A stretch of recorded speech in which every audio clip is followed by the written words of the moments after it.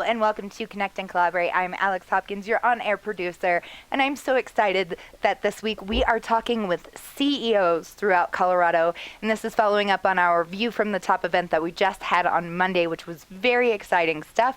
We were glad to get some CEOs from Western Union, Red Robin, and Jacobs Engineering. But I have in the studio with me one of my favorite guests. He's been with us several times, but I'm asking him here in CEO capacity specifically.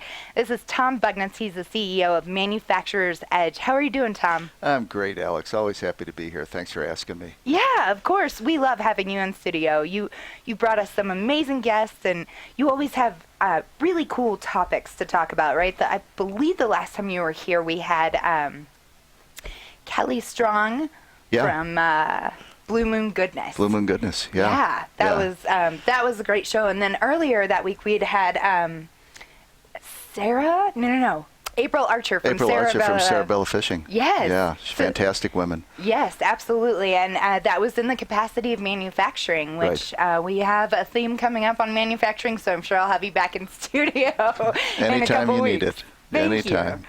So, Tom, let's talk a little bit about your role as CEO and how you got involved with Manufacturer's Edge. Yeah, thanks for even having me again. I appreciate it.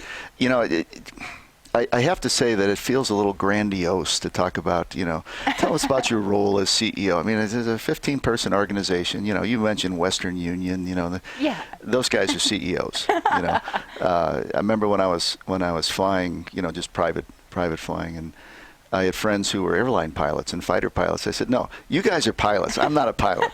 Okay, you guys are pilots. So I feel this very similar about my job.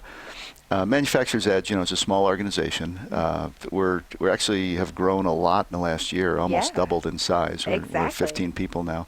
So see, you get to have that real title, CEO. If you're growing your business like that, doubling in a year. Point taken. And we're a nonprofit. So running a nonprofit in some ways is fundamentally different than a for-profit business, but we don't run it that way. We just run it like it's a business, period, end of story. We've got all the same problems, we've got all the same issues, from people to cash flow to what's our cost margins, everything else. It's all the same. We're just small. And what we do is we're the manufacturing extension partner for the U.S. Department of Commerce in Colorado. So there's one in every state and Puerto Rico. And our job is to help manufacturing grow in our state. And we do that by providing consulting services all the way from strategic planning and product development to where do I hang this tool on the wall to be more efficient. So we're a pretty wide-ranging organization. And so when you're running that, again, it's just parts of a business. We've got finance people, we've got consultants, we've got salesmen, we've got marketing, we've got a cybersecurity person, we've got somebody who has the title of special projects, which means all the stuff that Tom wants to do and he doesn't have time to do, she's got to do. So we've got all the same things that a business would have. So yeah, I guess maybe I am a CEO. There you are. Okay. See? I needed you to admit it. Okay.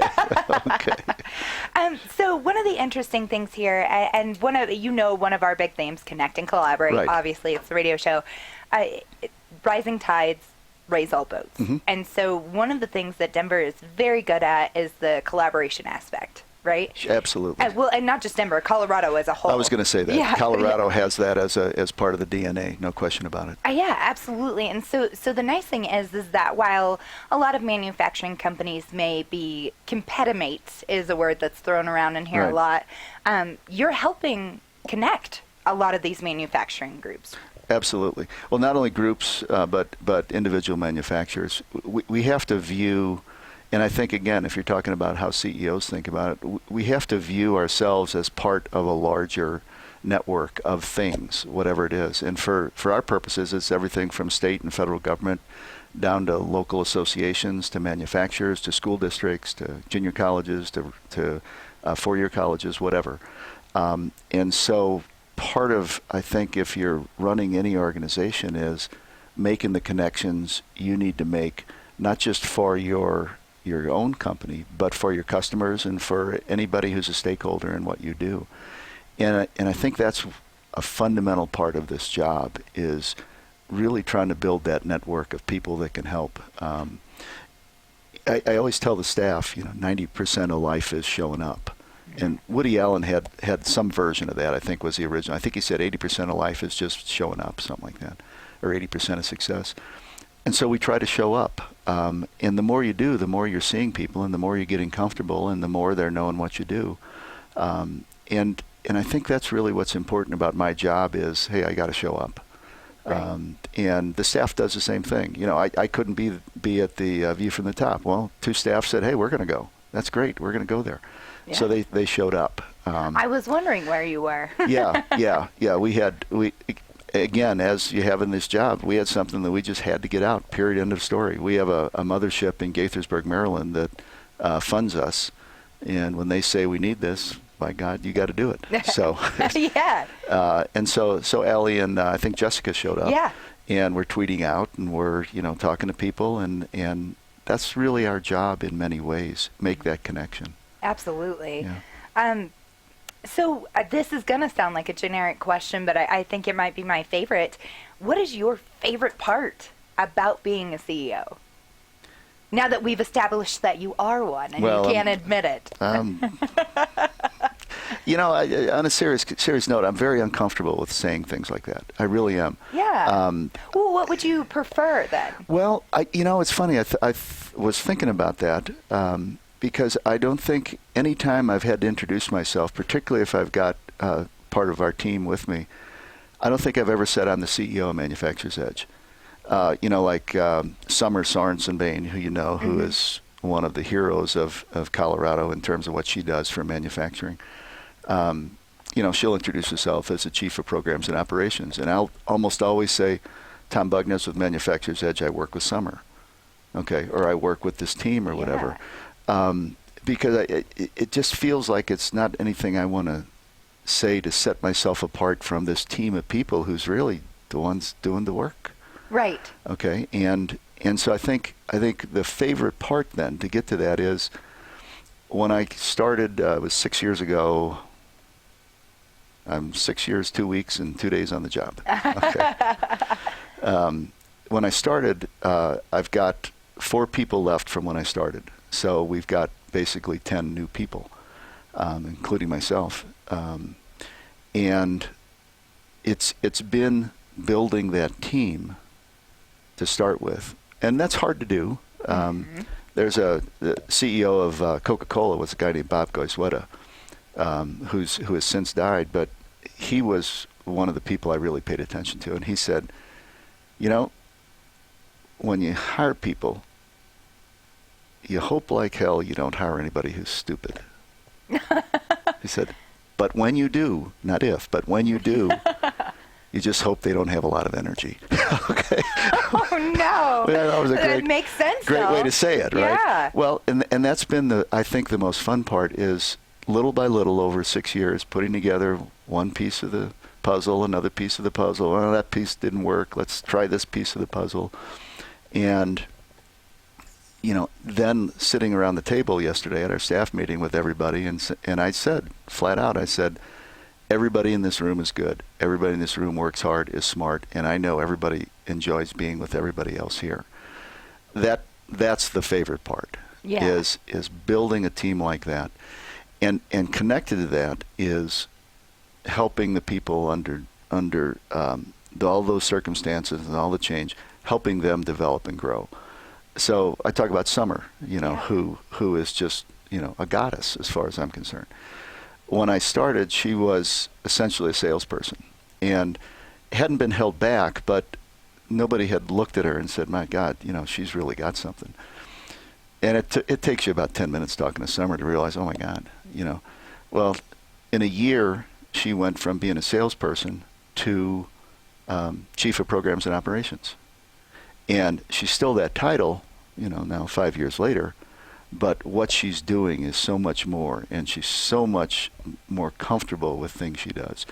And so, that's one of the things I do look at and say, I had something to do with that. Yeah. You know, I don't take credit for much, but I look at somebody like Summer, or I look at other people on my staff, and I say, yeah, I've left them better. And so that really is the favorite part, is working with the people, putting people in place, helping people grow and develop. And also the unfavorite parts is sometimes the people. Seriously, you know. Oh, I would imagine so. You know, you have to take. Sometimes you have to do things you'd rather not do. Yeah. And I remember, oh God, I worked at a university now 30 years ago. In October, I will have left, and so it was when I was working there. And one of the fellows that worked with me came in, and he wanted to let somebody go, and kind of good reasons. You know, it wasn't a marginal call. He was all ready to go and all that. And I said, Joel, one comment about this. I said, and I'm not arguing with what you want to do. I may be arguing about how you want to do it. I said, just remember, we're not talking about a job. We're talking about somebody's life. Exactly. So think that through as you take these steps. And I think that's the good and bad part. You know, these are jobs, but they're also people's lives. They're their families' lives, everything else.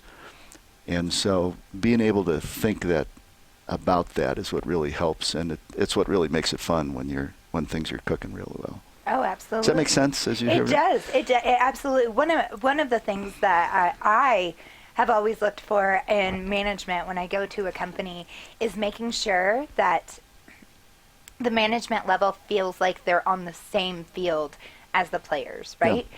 You know, yes, you're my coach, but I also need you to be a backup player. Yeah, absolutely. Yeah. Well, I think one of the conversations we have a lot at Manufacturer's Edge is somebody will say, you know, I got this issue, bang, bang, bang, bang, bang.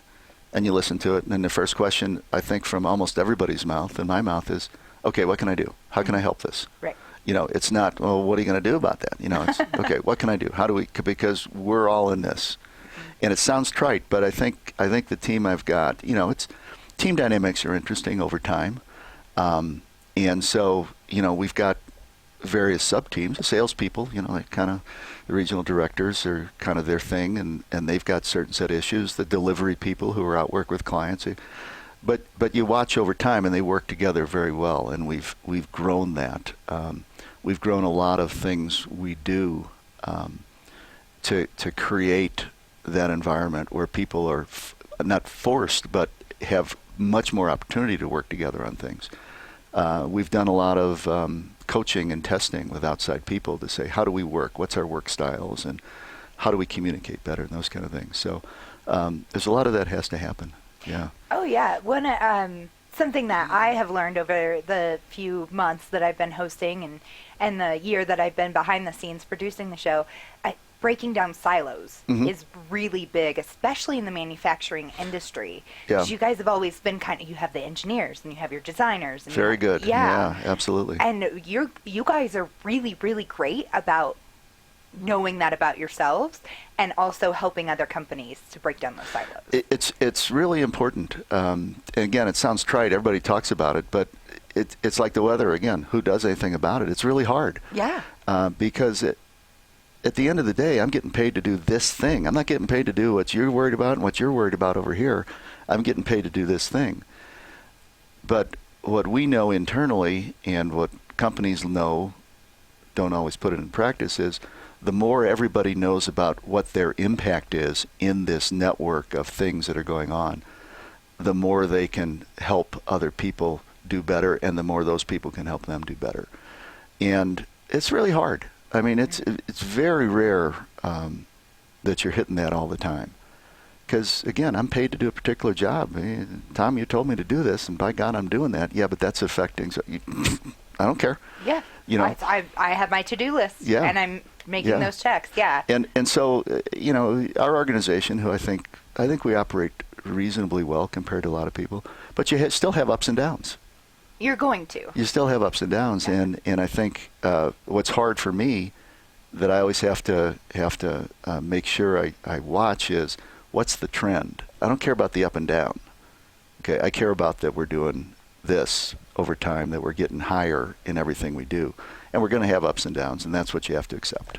Yeah. You know, so. I'm gonna switch gears on you a little bit and ask you to talk a little bit about those downs.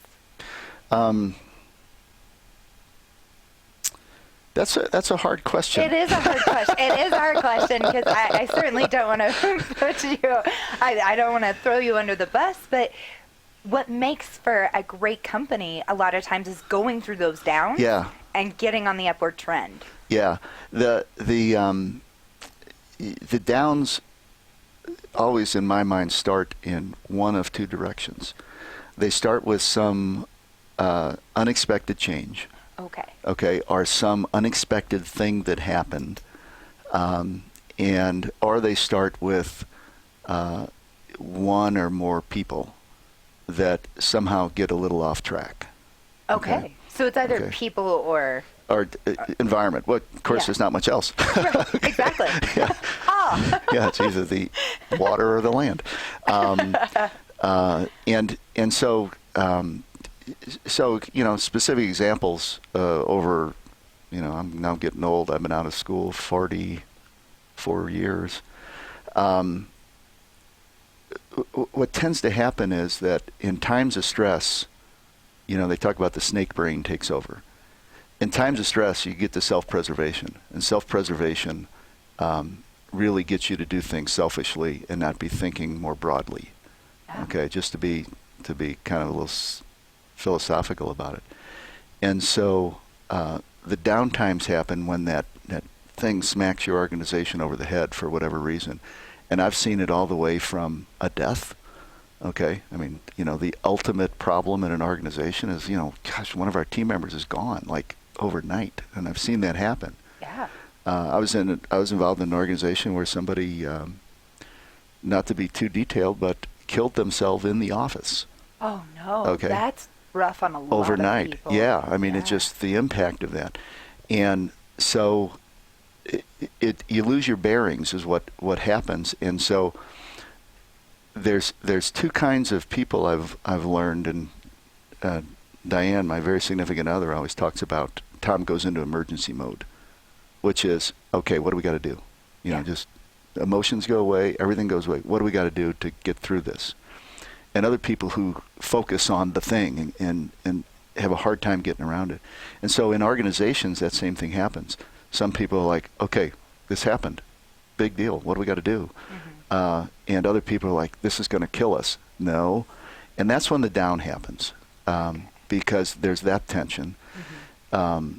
And, it's up to who's ever leading the organization, if anybody can really lead an organization, to just set a tone and say, no, this happened. Things happen. Mm-hmm. We're going to come out the other side of it. It's not only is we're going to come out, but something good is going to come out of this. We're going to learn something. Mm-hmm. We're going to take this as an opportunity to do something. And that's the difference between organizations that then make it through these things okay and organizations that really almost fall apart sometimes. Is it happened? Nothing we can do about it. How can we make something good come out of this? Mm-hmm. Okay, let's dig out of this hole and let's get better. Yeah, that's. I have read several times over the years when an emergency happens, right, and you go into that emergency road, 80% of people tend to be sheep and will follow whoever's yelling the loudest. 10% of people will make the situation worse. Yeah. And the other 10% will be those leaders. Yeah. Yeah. Well, Casey Stengel, are you old enough to remember Casey Stengel? I don't. Yeah, he was a longtime manager for basically the Yankees. It was his big team. Oh, that could be the reason why I don't know that name too. Yeah, and I think he managed the Mets for a while. And somebody asked him about the secret of being a baseball manager, and he said, "Well, 10% of the guys hate me, and 90% of the guys don't care. My job is to keep the 10% away from the 90%." Okay, and in some ways, in an organization, again, when you talk about the downs, that's one of the things that can happen as well, is somebody who is a problem in the organization. And problem people don't stay problems by themselves. They can very easily, and I use the word carefully, infect other people with certain attitudes. Mm-hmm. And one of the things I told Summer one time is, I said, Summer, in a small organization like ours, we can afford one of those people. We're not going to tolerate it, but you can survive one of them. You can't survive two, because the two start reinforcing each other. And then somebody else who, as you say, are willing to listen gets sucked into that, and all of a sudden you've got a real problem. Yeah. And so when I talk about downs over my career, it's always been that kind of thing. You've got one or two people who are really just toxic personalities, and there are people like that. Yeah. And that's one of the hardest things as somebody who's leading an organization, is how do you deal with that? In one case I can think of, it's somebody who you should have gotten rid of immediately. But you always have that hope for that one person, though, right? Well, as I've gotten older, I've said people can grow, but they don't change. Oh, absolutely. And you step back and you say, is there something going on that I'm doing that's helping that person manifest those kind of traits? Am I doing something here that's not, helping them be better? Okay. A lot of times it's yes. Okay. And every once in a while it's no. Nope, this is not me. I set the tone, but this one isn't me. And then you look at it and say, well, is there something going on personally that's turned them over an edge? Okay. And a lot of times, no, that person's just that way. This is not a good fit for us. And you go through those stages, and then it's like, okay, what can we do to help? Mm-hmm. And like I said, I don't believe they'll change, but they can grow out of certain. You go through that stage. Okay, let's do something for them. Because again, we're talking about somebody's life. Right. Okay. You get through those three stages, and at some point you go, you know what? This ain't us. This ain't the organization. This ain't me. It's that person. Mm-hmm. What are we going to do about that? Yeah. And what we've always taken the tack of is, this isn't a good fit. You're not happy. You're causing other people not to be happy. What can I do to help you transition out? This is not you're done. This is, look, you don't want to be here? I'll help you do whatever you need to do. What can I do to help you? Okay. Again, small organization, we can afford to do that. Right. Okay. But not too long. Yeah. It's not like, well, yeah, over the next 2 years. No. Let's communicate a little bit better. Okay. Over the next 2 months, what are we going to do to help you have a landing somewhere else that's better for you? Right. Have you had anyone that you've offered that to and they've decided to change their attitude and stay? Has that ever worked out that way? It has. Oh, good. Yeah, okay, good. It actually has, and it's all human nature, and as if I understand anything about human nature. I do it myself. I'm sure you do it. There are things that are going on, and it kind of irritates you, and then you can see people working that into bigger and bigger things, and then you start reading into, well, why did he say that to me? And you work yourself into a state that isn't necessarily true. And sometimes just sitting down and talking can make a big difference. Oh yeah. Okay. But yeah, I've had a number of situations in my career where that worked. It wasn't perfect, but it was good enough, And again, somebody progressed. And I had a call once from a guy a year ago who called me up, and he was getting some big award from the state of Mississippi for being the faculty of the year or something at a university. He said, and Tom, it's your fault. And I said, why is that? He said, when I worked for you 30 years ago, you sat me down and you said, look, what you're doing, you're better than this. I want you to think about getting out of this job and doing something really good. You're really good at a lot of things, but not this. Just think about that, Kim. Just think about it. And he did. And he went in a completely different direction, got a PhD in something, and he's one of the distinguished faculty members in Mississippi. And he said, Tom, he called me up when he was getting the award from the governor. He said, it's your fault. I would have never done that. So that's a case where it worked. Yeah, that's cool. Yeah. That's so very cool. Yeah. Well, we're going to have to take a quick break here in Connect and Collaborate. I have more questions for you when we come back from the break about being a CEO, now that we've established that you are sort of comfortable with that title. No, and I'm not. We'll be right back. Stay with us here on Connect and Collaborate. Be sure to like and subscribe our YouTube page while you're here. Welcome back to Connect and Collaborate. Once again, I'm Alex Hopkins, your on-air producer, and I'm so excited to have in studio with me Mr. Tom Bugnitz. He is with Manufacturer's Edge. He is the CEO. That is his technical title. But as we have been discussing throughout the last segment and over the break here, you don't necessarily have to feel, you don't have that ego boost from the title CEO, right? It's just a title. It's just a title. Yeah. I think we talked during the break, that a typical title would be executive director. Right. But I did say when I was hired that I didn't want that title. Yeah. And the question was, well, why? A self-important son of a gun, I said, of course. Yeah. And I said, no. I said, I don't care internally. I don't care for me. But I do care that when my team goes out, when we all go out together, and they go to the CEO of a company, they say, this is our CEO. And that's code. Okay, it says, this is the person who can make decisions. This is the person who runs that organization, who came to me. Okay. Mm-hmm. And I wanted just a little bit of that so that they didn't have to explain what my role was and all that kind of thing. And also to get a little bit of, I've brought somebody from our team who really, has control of everything you would need to help you. Right. He can help with the resources. So that was why I thought it was important. Other than that, I wouldn't have it on my business card. I've never had my title on my business card for the last 35 years. Don't care. This is my name. That's what you need to know. Yeah, exactly. Here's how you can reach me. Yeah, reach me. Here's my email. Here's everything else. Yeah. Our main number rings to my cell phone. Really? Yeah. Nice. If you call our main number from the internet, my cell phone rings. Ah. And I just answer with my name. Okay. Wonderful. They don't need to know anything. They need to know, what's your question? Okay, let me figure out how I can help you. And every once in a while, they'll say, well, what do you do there? I say, well, I'm kind of run the company. Just a little bit, though. Yeah, but these are the people that do the work. Yeah. So let me get you to Summer. Let me get you to Cindy. Let me, whoever. Right. And I love that you know exactly who to direct the people to. Well, right? most of the time.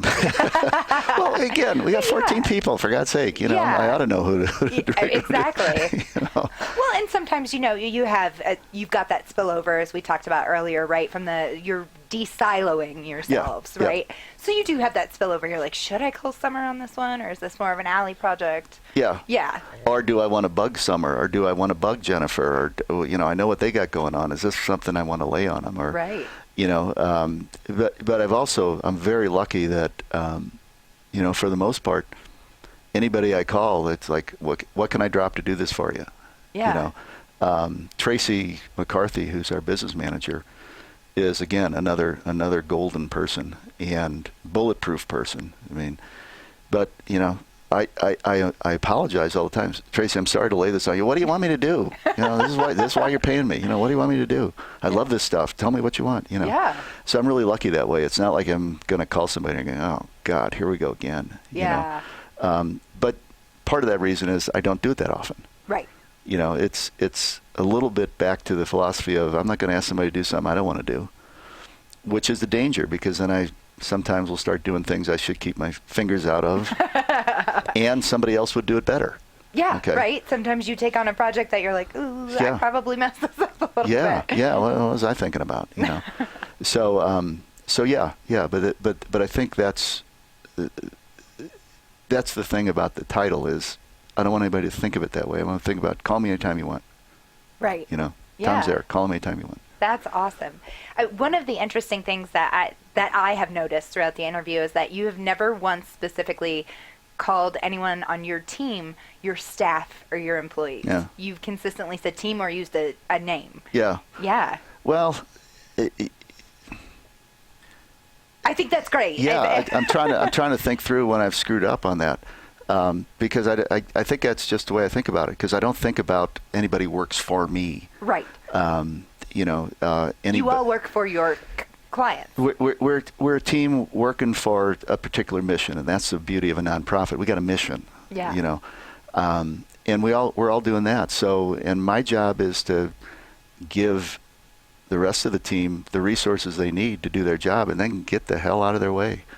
And for the most part, I can do that because we've been careful who we hire, and that's one of the characteristics. Is you're ready to go. You're gonna go do your thing, and I'm going to tell you what I need. If you give it to me, I can be successful. Yeah. And so I don't think of it as my anything. Yeah. I think of it as our group of people that's on a mission. Right. I will, and I feel like the use of my team is still that same collaborative effort. Yeah. Yeah.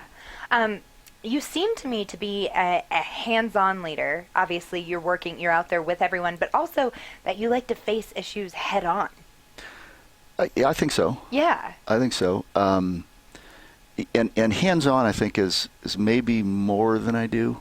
Okay. In the sense that, I know what's going on. Okay. Yeah. But, Summer's job is to run those operations.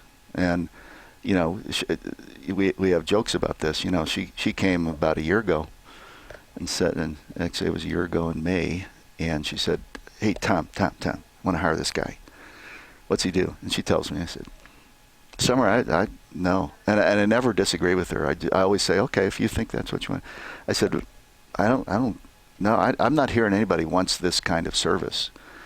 And she says, "No, Tom, really, this guy's fantastic. We want him on the team. The stuff he's doing, I think it would really be an addition to our." And I said, "Summer, I'm not getting it. Okay, I mean, you know how I do this. I always let you do what you want to do, but I'm not getting it. I just don't see why we should. I disagree." And she said, "Well, here's the deal." She says, "You know that little company down in Durango? Yeah. Well, I sent him down there. It was a $20,000 project, and he came back with a $60,000 all cash contract. I said, we need to hire that guy." So went through an interview process, and he's a great guy. I mean, personality. I mean, he's just a force of nature. But I didn't agree at all. Okay, I said, "This is just not something that's in our wheelhouse." She said, I want to do it." I said, "Go do it." Changed our business. Okay. Wow. Absolutely changed our business. Yeah. What he brought to our company as a person and as a set of tools that we use for manufacturers has transformed companies in the last year. Yeah. I mean, literally transformed companies. Companies who had a target that they had been trying to hit for years in terms of their production, they're over double that now. Wow. with the work Shane has done. He's brought methods into our company that we use. Mm-hmm. And so, again, it's one of those classic cases. Am I hands-on? Well, Summer said she wanted to do it. I said it's a mistake, but let her go do it. And it's great. Mm-hmm. Okay? And so that's what I think of as hands-on. They know what decisions they ought to bring to me. Mm-hmm. And then we talk it through, and then it's rare that I go, that's not happening. No, period, end of story. Because Summer's out there every day. She's on the street every day. She's talking to manufacturers a lot more than I am. She's got to have some leeway to make some decisions. Right. And by God, anytime she comes back with an idea, it's been a good idea. Yeah. Even if you're fighting it at first. Well, and I never fight it. Never fight. I never fight it. Yeah. I will give her my opinion, but the joke is, Summer went to town with a great idea and he hated it, so we're going to do it. And it always turns out great. There's been two of those. Oh no. Yeah, and one I did fight. I said it's against everything I stand for. Yeah. And she said, "Yeah, but and finally she got me into a room just accidentally with 5 other people she wanted to do this project with. And they were all 5. It wasn't accidentally, you know that, right? No, it was accidental. Oh, okay. Actually, it was in a conference, and we just happened Oh, okay. And I walked up, and he said, "Tom, Summer's got this great idea." And I looked at everybody, and I said, "You guys, I hate that idea. But I got 5 people in front of me, all of whom I respect, who are telling me it's a great idea." You got to listen. I got to listen. And you know what? It was a great idea. Okay. So I think that's a little bit of the kind of the hands-onness is, get in there, but don't get in the way. Right. And that's why I kind of don't object, but I react a little bit to hands-on because that feels to me more like get in the way, have your hands in it. And I'm more like, no, I want to know what's going on. Right. But, again, I'll go back to baseball. Whitey Herzog was a manager of the Cardinals in the 80s. Won the pennant in 82, 85, 87. Won the World Series in 82. I was there at the 7th game. And he would bring these guys up from the minor leagues like at 4 o'clock, and at 6 o'clock they were out on the infield playing. And a couple of guys asked him, said, we just came up from minor. He says, if you're good enough to be here, you're good enough to play. Okay? Yeah. Well, it's the same thing. If you're good enough for me to hire you, you're good enough to play. Yeah. You may not know everything, and I may have to help you with some things, but you're good enough to get out there and play and make decisions. I wouldn't have brought you in if you weren't. Yeah. And so that's kind of how I approach those kind of things. This is I would love to work for you, Tom. I'm not gonna lie. That's you've got a great leadership style, right? You know enough to know what's going on, but you back off enough to let people feel trusted, right? Yeah. That they're responsible on their own. You don't need to be on top of them every moment. Right. So how did you hone those skills? Because I would imagine that some people and you've had quite a career over the years. But I would imagine that some people maybe let their ego get in the way a little bit more. Yeah, whenever anybody asks any question like that, whether we're in a just staff meeting kind of thing, or there's a person pops into my head almost every day, and I think it wasn't honing skills; it was having worked with people over the years that you watch them and you go, yeah, that's how I would need to be. That's the guy.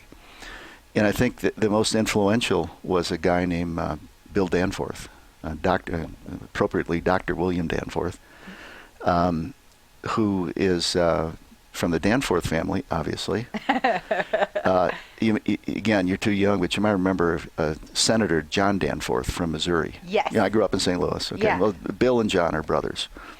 And their family started Ralston Purina. Okay. Like Ralston Purina over here on Highway 70. Yeah. So they started Ralston Purina, and at probably the age of about 32, Bill was the chancellor of the medical school at Washington U, which is one of the top medical schools in the world. And he became chancellor at some equally young age in 1974, and for the next probably 24 years, he was the chancellor. And I worked for a guy who worked for him. And I was involved in a lot of alumni activities at the university, and so I got to interact with the chancellor a lot. And Bill was just a magic human being, just a magic person. And his number one rule was hire smart people and get out of their way. And I mean, he said that. He basically said that. He said, just hire smart people. Smart people will know what to do. Mm-hmm. But he also, I saw him hire some people that didn't know what to do. Mm-hmm. Okay, because it wasn't a fit, but okay, then let's take care of that issue.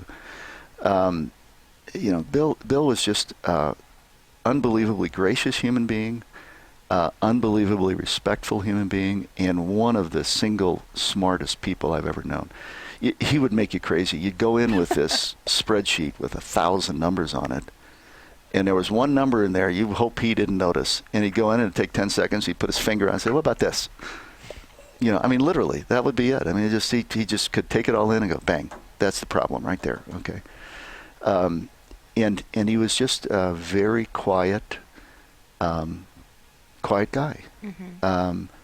Never berated anybody, never complained to anybody. The closest he ever got was my boss at the time was in charge of the budget for the university. And telling a little out of school, literally, but this is 40 years now.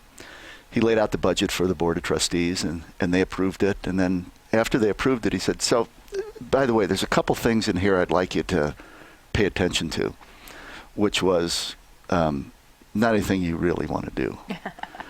And as he's doing that, he's sitting next to Dr. Danforth, and Bill's scribbling on a piece of paper, and he just slides over to Bob, and all it said was, when you've made the sale, get the hell out. Okay. Okay.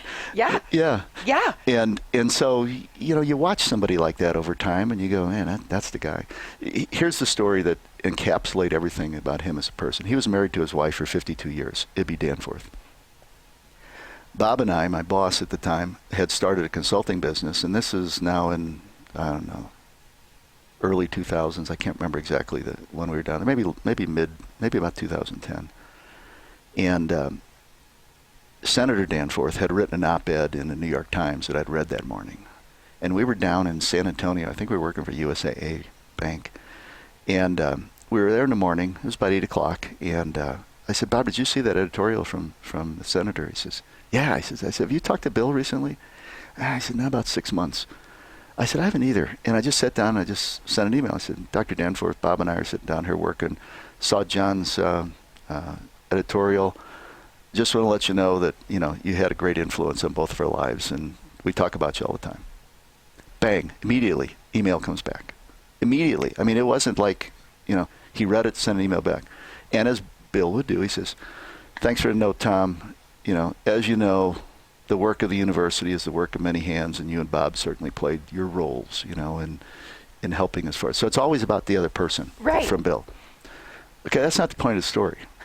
So about an hour later, I get a phone call, and it's a friend of mine at the university who runs alumni development. And he said, Tom, have you heard? I said, no. He says, Ibby died last night. Oh. I said, when? He says, about 5 this morning. Oh, no. His wife of 52 years at 5 in the morning dies. At 8:05, he's responding to one of my emails without a word about it. Wow. I get goosebumps telling the story because it's such a story. Not a word about it, not feeling sorry for himself, just talking about how wonderful somebody else is. Yeah. And so that was, I think, the most influential non-family member in my life was Bill Danforth, who just every day, every time you were with him, it was something that you looked at and said, man, yeah, that's something to do. Yeah. And he had people working for him like that, who you learn from, you know. And I think that's where the style comes from. The other style comes from, like somebody asked me this the other day, wouldn't you like to be 30 again? I said, no. No, I hate that guy. I don't like that guy when I was 30. I don't want to be that guy, okay? No, that guy was a jerk, okay? And part of it is realizing, boy, I screwed that up, you know. But I'm watching all these other people who not screwing it up. Yeah. And you just pick bits and pieces of them, you know. And so anybody there's very few people who are so natural at everything. I think anybody who does things successfully, it's only because the people they've been around their whole life that either overtly or without knowing taught them something. Yeah. Like that. So that's a beautiful story. And to model yourself off of somebody who's so self-aware of other people, I believe that's just beautiful. Yeah, he was unbelievable. Yeah. He was unbelievable. Well, it came back to haunt me at one point. The guy who I told you who was going to fire somebody. Okay. Yeah. After I'd left the university, he actually got fired himself. Oh. And his wife, who became his wife, was the admin in our office. Okay, so she worked with me. And then another friend of mine was real good friends with them who had worked for me. And so I called him up that day. I said, hey, Joel, you want to go have dinner? Said, yeah, well, get Ann. And I called this other friend, Bill, and all three of whom had been on my team. And we were just kind of talking and chatting. And Joel said, one thing I always remember, Tom, when I was going to fire so-and-so, you said, just remember, this is about people's lives. And then his wife said, oh, yeah, that's kind of like when I was doing this for you, and you said blah, blah, blah, blah, blah. And I always remembered that. And then the third guy said, yeah, here's my... And all of a sudden I wasn't there, and they spent 15 minutes telling Tom stories about stuff I had said. Yeah. Okay, the way my mind works is I'm thinking, what aren't they telling me of all the bad things? Okay, because I'm sure I screwed this up sometime. But it was very similar to me talking about Bill. I don't think any of us realize, both good and bad, the impact we have every single day on other people. Like Kim, the guy from Mississippi. Mm-hmm. I'm just talking to him and saying, geez, come on, you're a great guy. You got a lot of potential. Go do something. Yeah. I'm not even thinking about that. I'm just having the conversation. And 30 years later, I get a phone call. Yeah. Okay. Here are people who worked with me for 10 years, and they're telling stories about all the things I said. I was like, God, I can't be that memorable. And it really taught me that no matter who it is or what it is, we're having an impact on people. Yeah. And that's my worry every day is, what did I have an impact on somebody for good or bad? And what did I do that I didn't notice? Well, if I didn't notice it, I probably won't notice it now. Yeah. But what did I do? Have I done something that, made a difference to somebody? Yeah. And again, that's where I learned from Bill and all the people I worked with there at the university. So it was a thing that kind of formed everything I do. Yeah. Well, I am writing that advice down, because I think that's a great way to definitely look at how you're living your life, is whether or not you're making a good or bad impact on somebody else. That's fantastic. I just got goosebumps from that. Yeah. I do have to ask you, as far as the business side of things go, what's your advice for young CEOs out there? Not that you're not young, Tom, but I'm talking those 30-year-olds. You know what? I don't feel old, but I am old. Okay. It's all about how you feel. It is all about how you feel. At some point, it's not. Okay. You can say that all you want, but I do things I don't think my father did at 66. Well, there you go. But every once in a while, you go, no, I'm not that anymore. I've got a group of guys I hike with that we started in 1990, and we're going up to Rocky Mountain Park in 3 weeks. Okay. Yeah. So oddly, we're all 28 years older. The average age is I don't get it. And and a lot of these guys aren't as outdoorsy as some of us are. And so when we're getting ready for a hike or whatever, they'll say, Tom, what should I do? What should I carry? What should I wear? And I never say, this is what you should do. I say, here's what I'm doing. Whatever you want to do is fine. Here's what I'm doing. Okay. And I think when you say, what advice do I have for CEOs? I say, young CEOs, I don't have any. But here's what I did. Okay. And, everybody's got to watch the people around them and try to understand, what they're doing that you think is successful, and then learn from that. So that's what I did. It was yesterday, I think, on the radio. Roger Daltrey said something about somebody asked him why he wasn't so screwed up as a lot of rock stars. and I can't remember the first thing he said, but the second thing was, and I just tried not to be an a-hole. Okay. Well, pretty simple life advice. Yeah. So, learn from other people and don't be a jerk. You do that and a lot of things fall into place. Exactly. But, you gotta surround yourself with people that are better than you in every situation. And I think if I look at people over the years who have really been successful and people who've really fought it, they were threatened by people who were better than them. Just absolutely threatened. I mean, I talk about Shane, who we hired, summer wanted to hire, better than I am in 10 different directions. Not all of them, but a lot. Great, get that guy in here. Yeah. And I watch him and I learn stuff from him. And I learn stuff from everybody on the staff. I do. Everybody on our team I learn something from. And you just got to keep doing that. You just got to surround yourself with good people, and it makes it more fun, and you get smarter, and they do too. So. Yeah, surround yourself with fun people. I like that very much. Yeah. So we have just a minute here left. Tom, how can I find you? How can I find out more about Manufacturer's Edge? Yep. ManufacturersEdge.com, just like it sounds, no apostrophe, Manufacturer's Edge.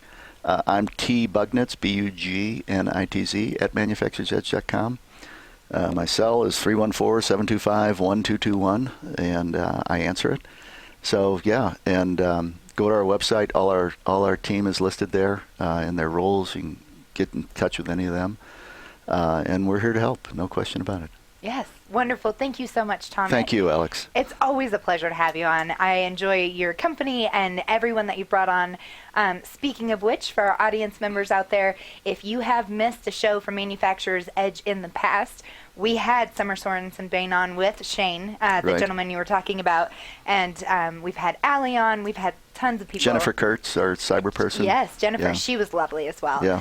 And so if you've missed one of those, check out our radio page, cobrt.com/radio-podcast. Type in Manufacturer's Edge. All of the shows will pop up.